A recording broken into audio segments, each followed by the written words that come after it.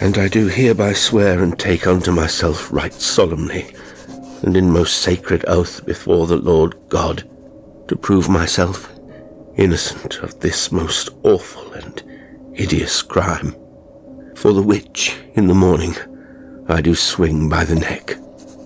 I, Cedric of Hampden, do swear to show, with the righteous help of Most High God, that it is not I who beareth the blood guilt of the murder of the Lady Beatrix.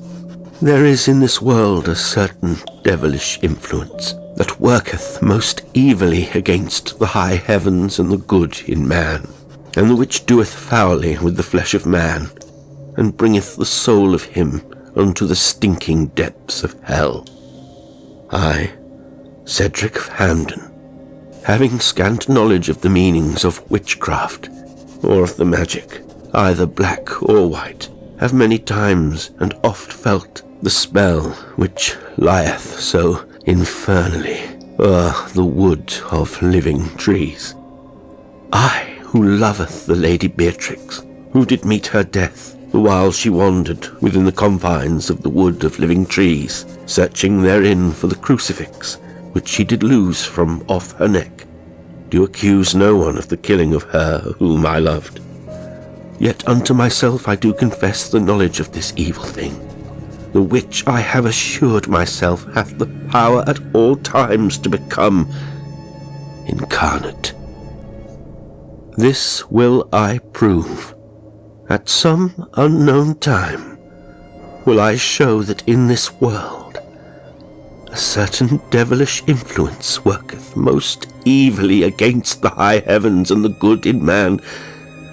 I do confess the knowing of this to be true, and many times and oft have I convinced myself that this satanic thing hath the power to become incarnate.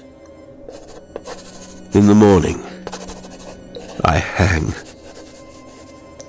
God the Father, Christ the Son, come unto me in purgatory, that I may fulfill my sacred oath, and that the soul of her I love may find peace within the 7 golden gates of heaven.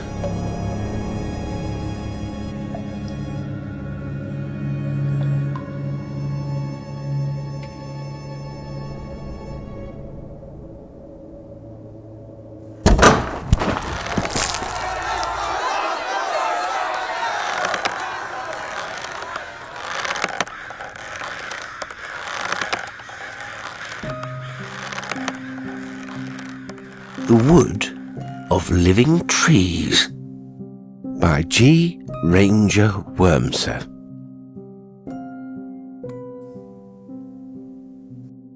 At first there was not one of them who noticed it.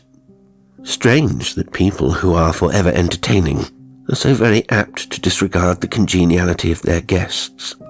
G. Perhaps they become calloused. G. Probably they grow tired of a ceaseless picking and choosing.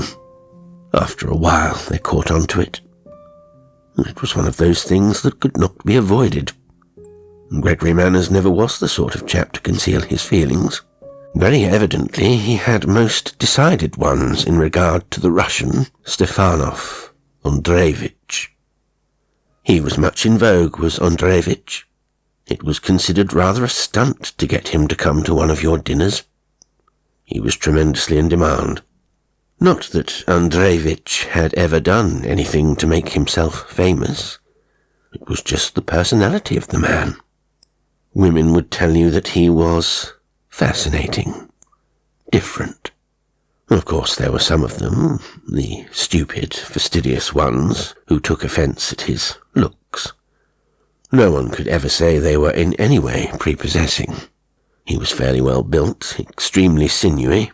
His arms were noticeably long, and he had an odd fashion of always walking on the balls of his feet.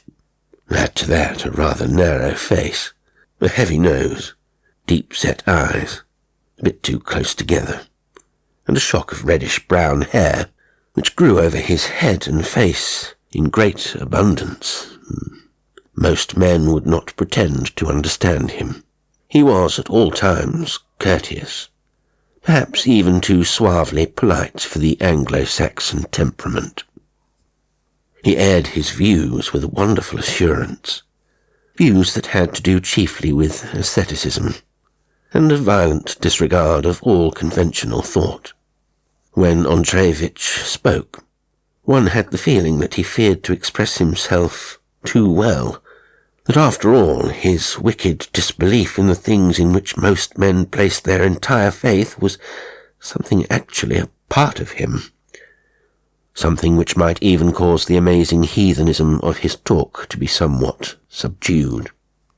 And when Stefan Andreyvich spoke, one could not help but notice his teeth, yellow, horridly decayed things they were, with the two eye-teeth on either side surprisingly pointed, like fangs. Of course, in his way, Gregory Manners was a bit of a lion. It was that which undoubtedly made them attribute his dislike of the Russian to jealousy, at least at first. Afterwards they found plenty of other reasons. Naturally, one of them was Kathleen, but that came much later on. He had travelled all over the world, had Manners, and he wrote charmingly vague bits that one read and then forgot. He took himself very seriously. He was one of those men who believe firmly and basically that they are sent into this world with a mission to perform. One could not actually tell whether Manners really thought his writing to be his life work.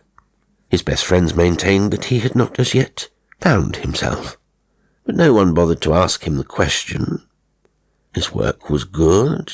He was a distinctly decent sort of chap, utterly British, and he was above all else exceedingly interesting. For the most part, people were really fond of Manners, and he fond of them. The first time Andreyvich and Manners were introduced, Manners had the feeling that they had met at some time before. He even asked the Russian if it had not been in Moscow. When Andreyvich told him that he had never in his whole life seen him, and that he positively regretted not having done so, Manners' attitude underwent a sudden and unexpected change. He became silent, almost morose. He kept away from Andreyvich all evening, and yet he stayed near enough to him to watch his every move.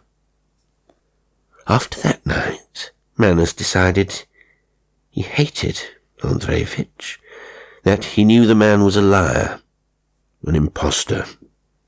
Not at the time that he was in any way jealous of the Russian.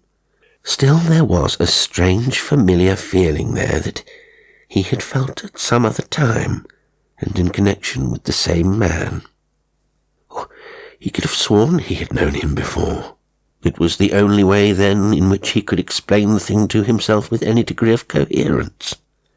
It was never difficult to get Gregory Manners to speak of the first evening he met Andreyvich.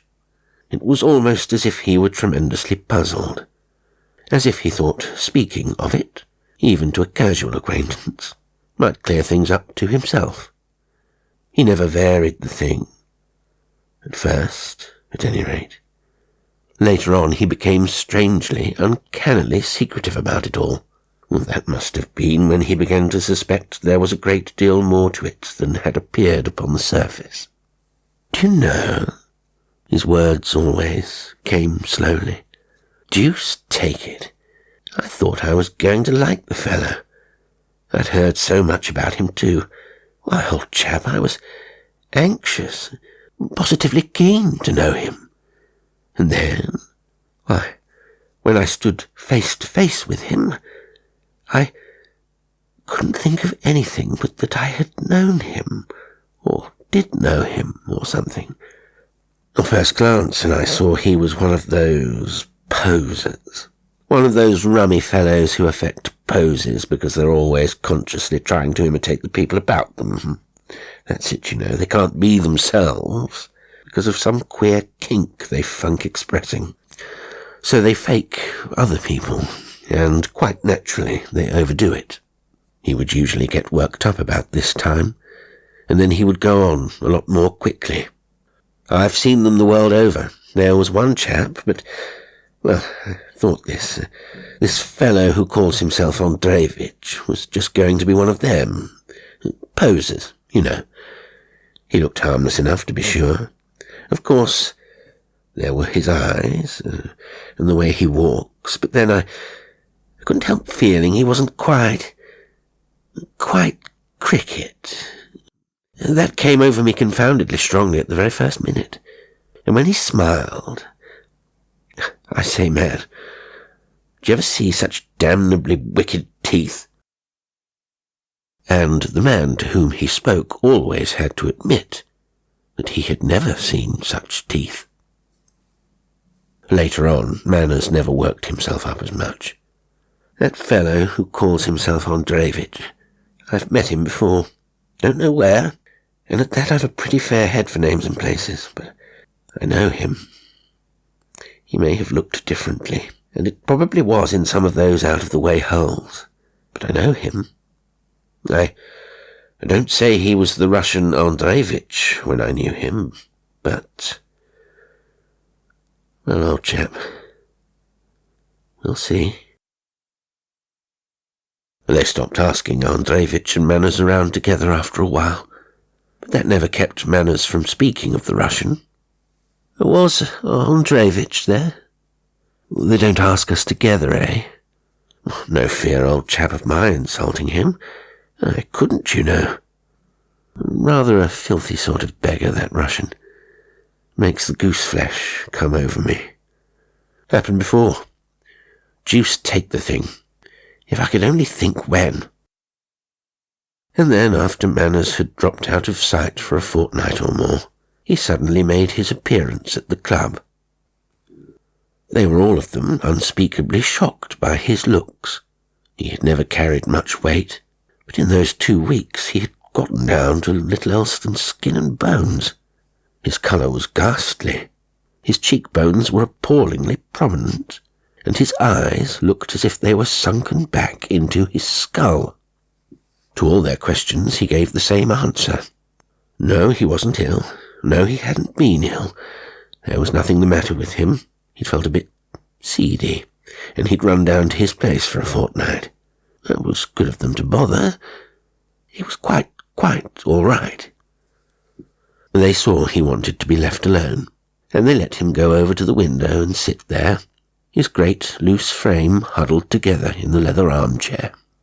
There could not have been more than 3 or 4 of them sitting near him. It was only those 3 or 4 who saw him stagger to his feet, swaying there dizzily for a second. Only those 3 or 4 who could distinguish the words spoken in that low, half-strangled whisper. That's it. I've got it now. Something rotten, always living, always waiting the chance to do its filthy harm. The power to incarnate in any form. The greater its loathsomeness, the greater that incarnating stuff. Probably at most times more beast than human, but it could take on human guise. That's it. And those 3 or 4 men saw him rush out of the reading room, his head thrown well back, his eyes ablaze with a great light. And then Mrs. Broughton Hollins gave the famous house party, the house party of which every member, although not fully understanding, tried to forget. The house party which drove Gregory Manners and Kathleen Bennett out of England. Mrs. Broughton Hollins was a charming little American widow, with untold wealth and a desire to do everything everywhere with everyone. Of course, she always managed to get a lot of nice people together, and of course she picked the very nicest ones for her house party. Then, because she had set her heart on having the Russian, Stefan Andreyvich, she naturally got him to come. And because she had Kathleen Bennett, she had to ask Gregory. Kathleen and Gregory were engaged to be married. She was a dear, was Kathleen, as pretty as a picture, and delightfully simple-minded. Her father belonged to the clergy, and her family consisted of innumerable brothers and sisters. Gregory Manners, who had travelled the world over, fell quite completely in love with her, and she worshipped the ground he walked on. No one ever quite knew whether or not Manners heard that Andreyvich was to be of the house party. Perhaps he had. Probably he had not. If Kathleen were to be there, that would have been all sufficient as far as Manners was concerned. By that time, Manners had worked himself out of his frenzy of hatred against the Russian. They had been able to explain it to themselves by saying that he had talked himself into it. As a matter of fact, the whole thing was totally subconscious. Whenever he had become conscious the man was anywhere near him, he had begun to realize his hatred of him. But now it had gone infinitely further than just that. Manners had become uncannily quiet and uncannily knowing. They were all together in the hall when Manners, as usual, came in late. Mrs. Broughton Hollins and an anemic-looking youth who always lounged about in her wake. A man named Galvin, an oldish chap who had seen service in India, and his pretty young wife. The Dowager of Endon and her middle-aged son, the Duke, and Stefan of Andreyvich, holding the centre of the floor with little Kathleen Bennet sitting close to where he stood, her eyes fixed in awed surprise upon his face, her white fingers toying nervously with a small silver crucifix which hung about her neck. Whether or not Andreyvich heard the man announce Gregory Manners, whether or not he saw him standing there in the doorway, whether or not he purposely went on with what he was then saying, was a subject for debate the rest of the evening. Faith, Andreyvich's low, insidious voice carried well. But there's no such thing. Can't you realize that all this sickly sentimentality is nothing but dogmatic idiocy on your parts? Must you all drivel your catechism at every turn of the road? Must you close your eyes to filth, to vice, to everything you think outside of your smug English minds? Don't you know you're a part of it? That each one of you is part of the lowest, rottenest. It was then that, unable to stand it a second longer, Gregory Manners came into the room. I most sincerely hope I'm not interrupting, Andreyvich. But are you speaking of those things? Again. The quiet, polite tone was full of subtle significance, and although they could not have known what Manners actually meant, they all of them recognized an emphatic significance, and not one of those people present could overlook the peculiar stress which he had laid upon that slow-drawled again. Andreyvich turned sharply, his face for a second drawn into a hideous, ghastly grimace. It is no interruption, Mr. Manners. He was trying hard to resume his habitual insouciance. But what do you mean, eh? What is this? He stood where he was, did Manners. His face was almost expressionless. I think you know what I mean.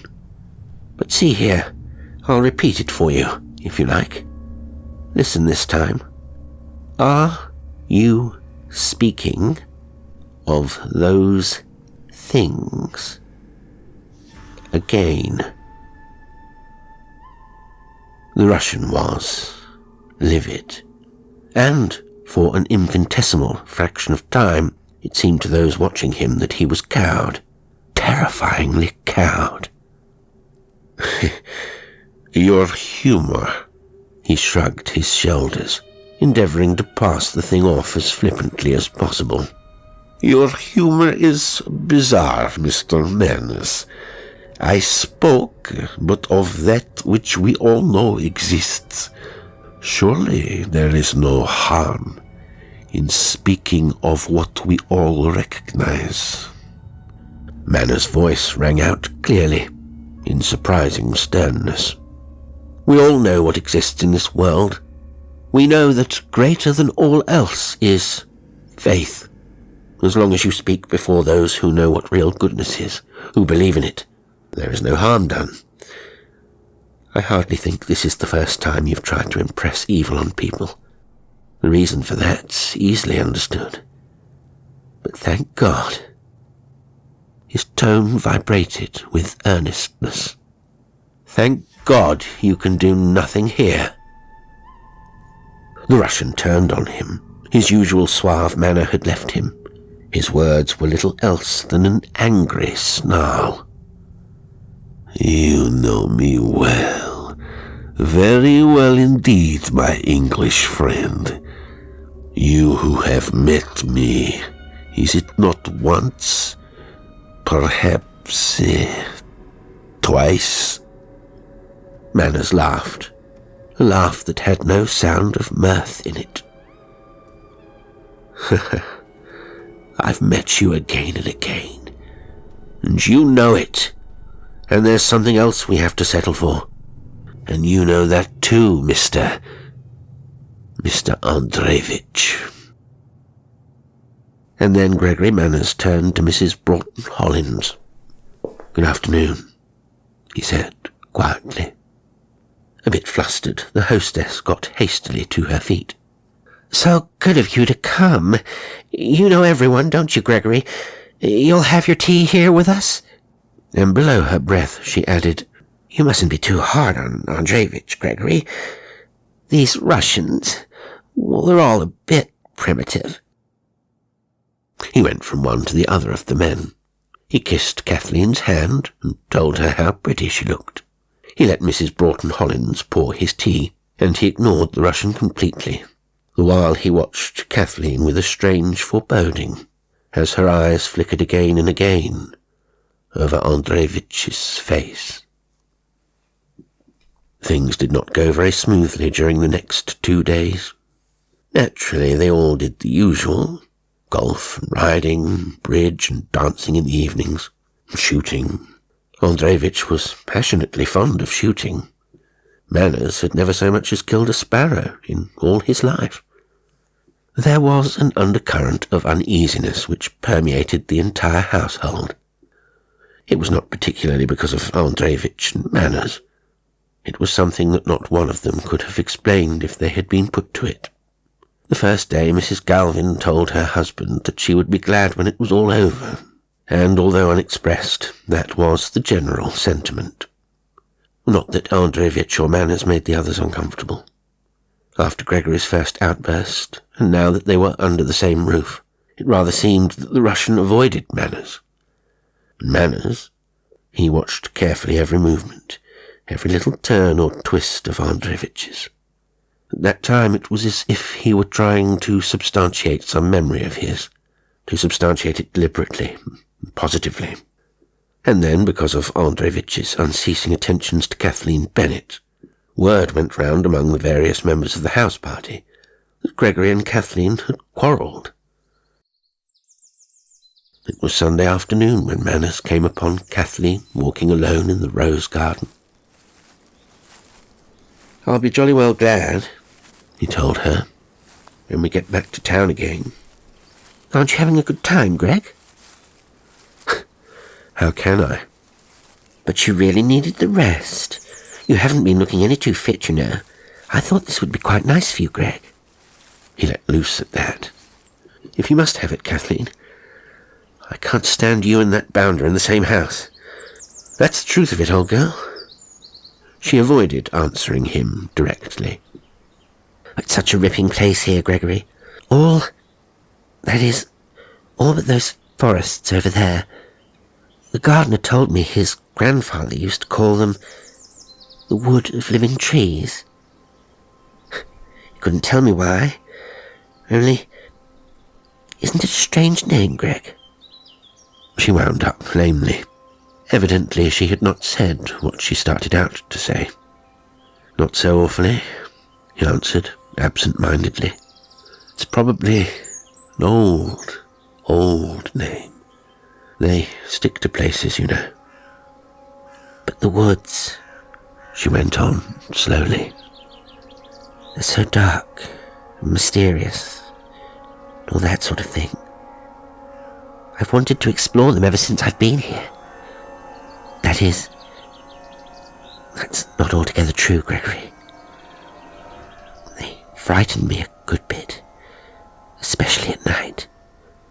I get into quite a funk about it. At night. I say, you wouldn't call me a coward, would you, Gregory? Oh, of course not, Kathleen. What utter nonsense. But if I weren't afraid, she continued, half to herself, if I weren't really terrified, I'd go into the woods and show myself there's nothing to be frightened of. Wouldn't I? Well, you most certainly would not, he said. If you did, you'd be sure to lose your way, old girl. For a second, they walked in silence. Do you ever feel, she turned to face him, do you ever feel you've been in a place before, and yet you knew you'd never been there at all? No, he told her, a bit too abruptly. Well, you needn't be so stuffy, Gregory, she murmured. Oh, my dear. He caught her and held her in his arms. Can't you see that it's all like a horrible nightmare? Can't you see that I'm not able to know positively until it's actually happened? And then, oh my God, if it should be too late. Her hands clenched rigidly on his shoulders. Gregory, she whispered, tell me, dear, you've been so strange of late, so terribly unlike yourself. Tell me, dear, what is it? Nothing, dearest girl, nothing. Oh, but there is something, she exclaimed passionately. I've known it right along. I haven't asked because I thought you'd tell me. Why, one must be blind not to see how you've changed. You're just a skeleton of yourself, Gregory. She paused for breath. Can't you bring yourself to tell me? Can't you, dear? If I only knew, he muttered. If I only knew for certain. Her eyes were lifted to his. The brows met in a puckering frown above them. Gregory, that time you were away for a whole fortnight, did anything happen then, Gregory? Did anything happen? She had surprised him into it. Good God, did anything happen? Why, you don't know what it was like. You couldn't know. If they'd told me such a thing were possible, I shouldn't have believed it. I wanted to think, I wanted to work the thing out for myself, so I went down there for a rest. Rest. He broke off then, but she stood very silently beside him, and presently he went on again. Have you ever felt you were going mad, Kathleen? Raving, tearing mad. That's how I felt for 2 weeks. I thought it would never end. And all the time, why, I couldn't think. I couldn't do anything but feel that something was driving me to do something.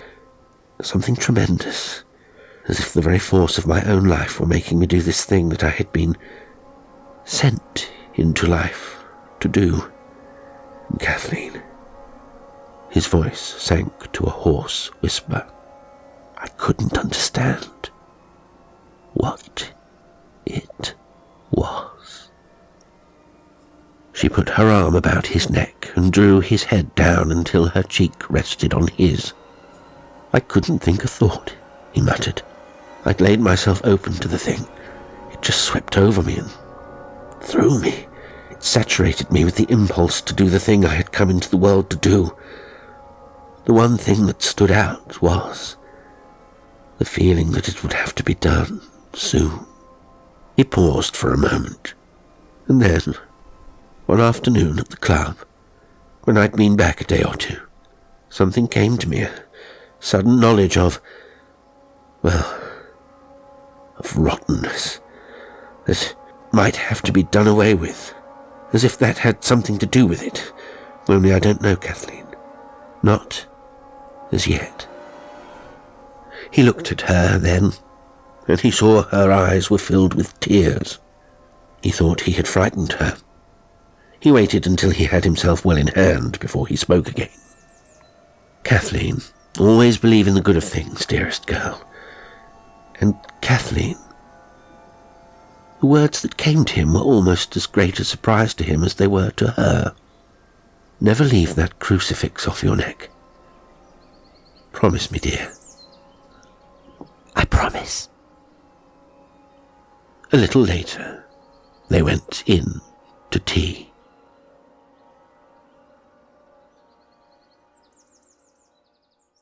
He got to bed that night with a great feeling of relief that in the morning they would all be back in town. He had thought something would happen. He had not known what, but the feeling had been there. He did not mind admitting it to himself now, and he did not mind acknowledging that he could not understand how the thing, whatever it was, had been avoided. Unformed, undefinable, it had been powerfully imminent.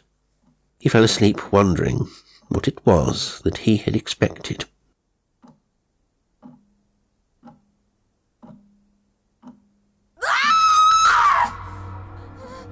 The full moon was streaming into the room when he awoke.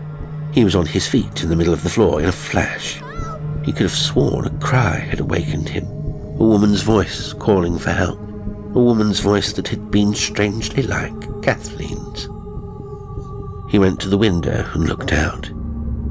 A cloud had drifted across the surface of the full moon. The whole garden lay blotched with shadows. And there, beyond the garden, was the forest. Black, sinister, mysterious. The dark depth of it sickened him. Kathleen had spoken only that afternoon of the forest. The wood of living trees. She had told him it was called the wood of living trees. In heaven's name, where did the horrible, appalling significance of the wood of living trees come from? What was this ghastly knowledge that sought for recognition in his own mind?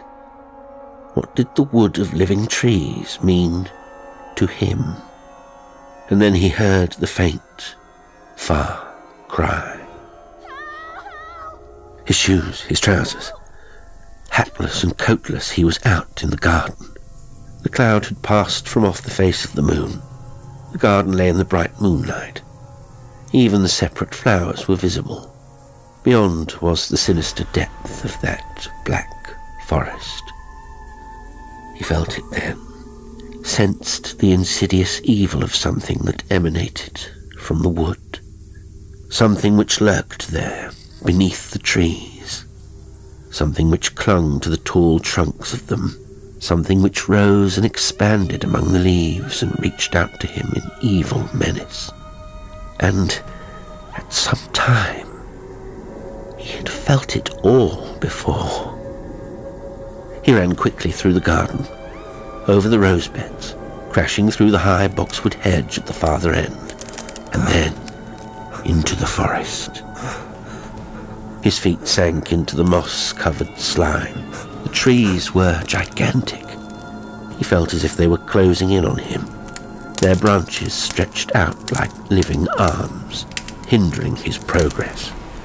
Thorns caught at his clothing, at his hands, his face.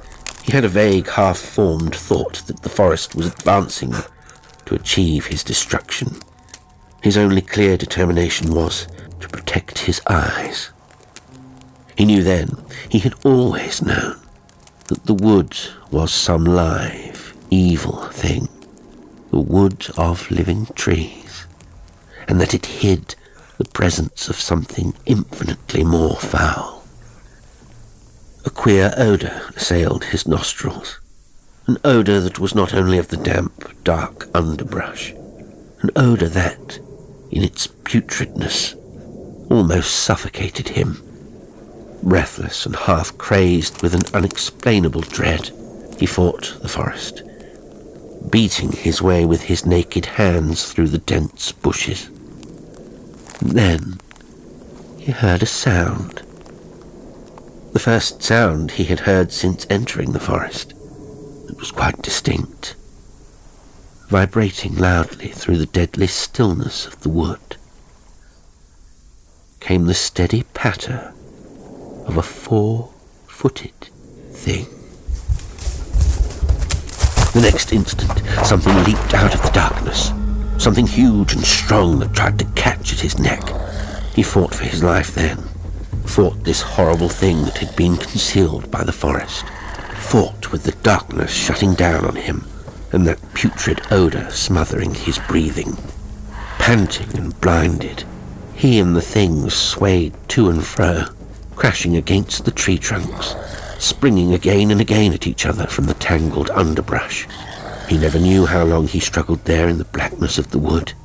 It might have been hours, might have been minutes, and then he had the beast by its great, hairy throat. The infuriated snarling grew weaker. He felt the body become rigid, silent. He threw the thing from him. He staggered farther into the wood. He had not gone far when he came upon Kathleen. She was walking uncertainly toward him. The moonlight trickled clear and yellow through the branches now. He could see her lips moving. He knew that she was praying. Her eyes looked out at him, dazed and unseeing. And in her right hand, that was reached before her, he saw the little silver crucifix. He did not dare speak to her. He was afraid. He sank back against the bushes and let her pass. The moonlight flooded the place with its haunting golden light. A strange feeling of relief came over him, and with it a vast calm, and, very quietly, he followed her. She went a bit further, and she came to that spot where he had killed the thing. He heard her shriek, the wild cry that had awakened him. "The wolf, Gregory! The wolf!" He caught her in his arms as she fainted. Then he looked down. There, at his feet, lay the body of the Russian, Stefan Andreyvich.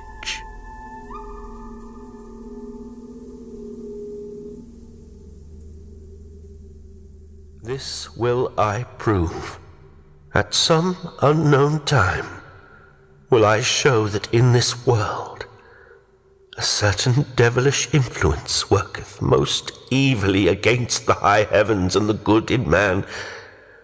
I do confess the knowing of this to be true, and many times and oft have I convinced myself that this satanic thing hath the power to become incarnate. In the morning I hang. God the Father, Christ the Son, come unto me in purgatory, that I may fulfill my sacred oath, and that the soul of her I love may find peace within the 7 golden gates of heaven.